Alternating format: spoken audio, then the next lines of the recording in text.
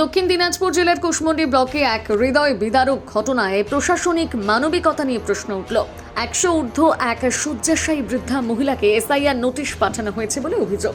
মৃত্যু শয্যায় থাকা ওই বৃদ্ধাকে অ্যাম্বুলেন্সে করে প্রায় 20 কিলোমিটার দূরে গঙ্গারামপুর মহকুমা শাসকের দপ্তরে নিয়ে আসতে বাধ্য হন পরিবারের সদস্যরা।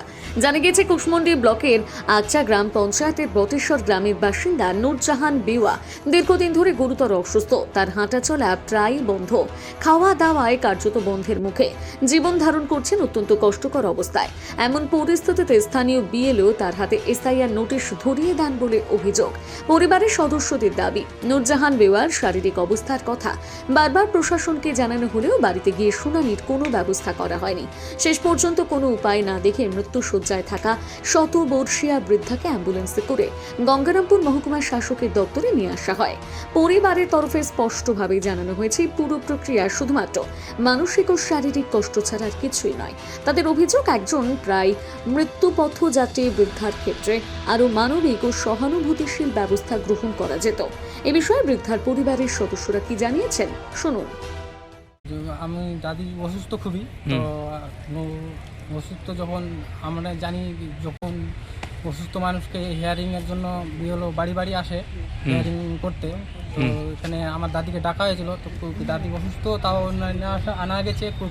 কোথায় নিয়ে এসেছেন আপনারা? এই বুনিয়াদপুর, এই যে বুনিয়াদপুর এসটি অফিসে হিয়ারিংয়ে 20 কিলোমিটার রাস্তা। আচ্ছা, তো আমি বয়স্ক মানুষকে তো নিয়ে যেতে হবে না, আমি যা শুনেছিলাম বয়স্ক মানুষকে নিয়ে যেতে হবে না, তাতে বয়স্ক মানুষগুলা বিএলও বাড়িতে যেয়ে হিয়ারিং করে দিয়ে আসবে।